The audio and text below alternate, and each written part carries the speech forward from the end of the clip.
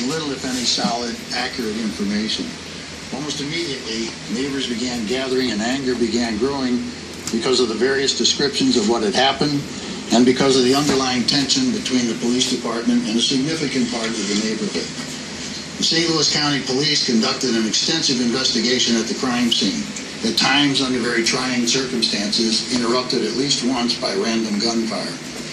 Beginning that day and continuing for the next 3 months, along with the agents of the Federal Bureau of Investigation at the direction of Attorney General Eric Holder, located numerous individuals and gathered additional evidence and information. Fully aware of the unfounded but growing concern in some parts of our community that the investigation and review of this tragic death might not be full and fair, I decided immediately that all of the physical evidence gathered, all people claiming to have witnessed any part or all of the shooting, and any and all other related matters would be presented to the grand jury. The grand jury of 12 members of this community, selected by a judge in May of this year, long before this shooting occurred. I would like to briefly expand upon the unprecedented cooperation between the local and the federal authorities. When Attorney General Holder first announced the federal investigation just days after the shooting, he pledged that federal investigators would be working with local authorities as closely as possible at every step of the way, and would follow the facts wherever they may take us. As General Holder and I both pledged, our separate investigations followed that trail of facts with no preconceived notion of where that journey would take us. Our only goal was that our investigation would be thorough and complete to give the grand jury, the Department of Justice, and ultimately the public all available evidence to make an informed decision. All evidence obtained by federal authorities was immediately shared with St. Louis County investigators. Likewise, all evidence gathered by St. Louis County Police was immediately shared with the federal investigators. Additionally, the Department of Justice conducted its own examination of all the physical evidence and performed its own autopsy. Another autopsy was performed at the request of the Brown family, and all of this information was also shared. Just as importantly, all testimony before the St. Louis County Grand Jury was immediately provided to the Department of Justice. So although the investigations are separate, both the local and the federal government have all of the same information and evidence. Our investigation and presentation of the evidence to the grand jury in St. Louis County has been completed. The most significant challenge encountered in this investigation has been the 24-hour news cycle and its insatiable appetite for anything to talk about, following closely behind with the nonstop rumors on social media. I recognize, of course, that the lack of accurate detail surrounding the shooting frustrates the media and the general public and helps breed suspicion among those already distrustful of the system. Yet those closely guarded details, especially about the physical evidence, man, hurry up and get to the fucking verdict, man. The truthfulness of witnesses. Dude's tripping. Eyewitness accounts must always be challenged and compared against the physical evidence. Many witnesses to the shooting of Michael Brown made statements. Most of the witnesses were presented to the grand jury before the autopsy results were released by the media, and before several media outlets published information and reports that they received from a D.C. government official. The jurors were, therefore, prior to the time that released the information going consistent throughout every interview and were consistent with the physical evidence in this case. My two assistants began presenting to the grand jury on August 20th. The evidence was presented in an organized and orderly manner. The jurors gave us a schedule of when they could meet. All 12 jurors were present for every session, and all 12 jurors heard every word of testimony and examined every item of evidence.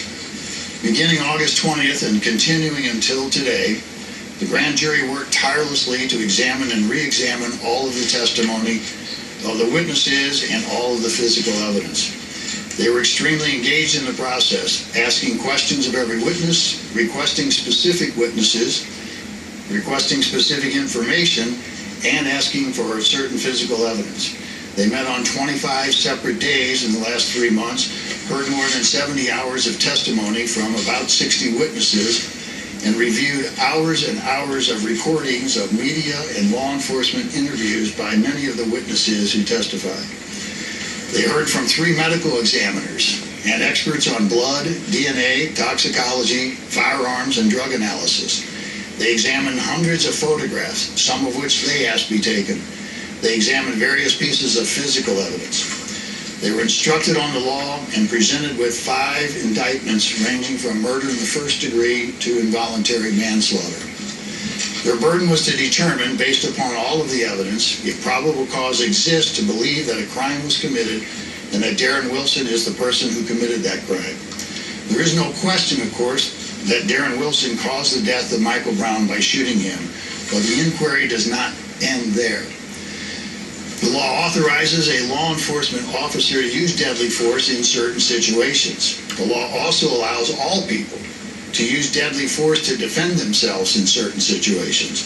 So the grand jury considered whether Wilson was the initial aggressor in this case, or whether there was probable cause to believe that Darren Wilson was authorized as a law enforcement officer to use deadly force in this situation, or if he acted in self-defense. I detail this for 2 reasons. First, so that everyone will know that, as promised by me and Attorney General Holder, there was a full investigation and presentation of all evidence and appropriate instruction of law to the jury, to the grand jury. Second, as a caution to those in and out of the media who will pounce on a single sentence or a single witness and decide what should have happened in this case based on that tiny bit of information. The duty of the grand jury is to separate fact from fiction. After a full and impartial and critical examination of all the evidence in the law, and decide if that evidence supported the filing of any criminal charges against Darren Wilson. They accepted and completed this monumental responsibility in a conscientious and expeditious manner. It is important to note here, and say again, that they are the only people who have heard and examined every witness and every piece of evidence. They discussed and debated the evidence among themselves before arriving at their collective decision. After their exhaustive review of the evidence, the grand jury deliberated over 2 days, making their final decision. They determined that no probable cause exists to file any charge against Officer Wilson and returned a no true bill on each of the 5 indictments. The physical and scientific evidence examined by the grand jury, combined with the witness statements supported and substantiated by that physical evidence, tells the accurate and tragic story of what happened. A very general synopsis of the testimony and the physical evidence presented to the grand jury follows. Please note that, as I have promised, the evidence presented to the grand jury, with some exceptions, and the testimony of the witnesses called to the grand jury will be released at the conclusion of this statement. At approximately 11:45 a.m. on Saturday, the 9th of August, Ferguson Police Officer Darren Wilson was dispatched to the Northwinds apartment complex for an emergency involving a 2-month-old infant having trouble breathing. At approximately 11:53, while still at the Northwinds call, Wilson heard a radio broadcast for a steel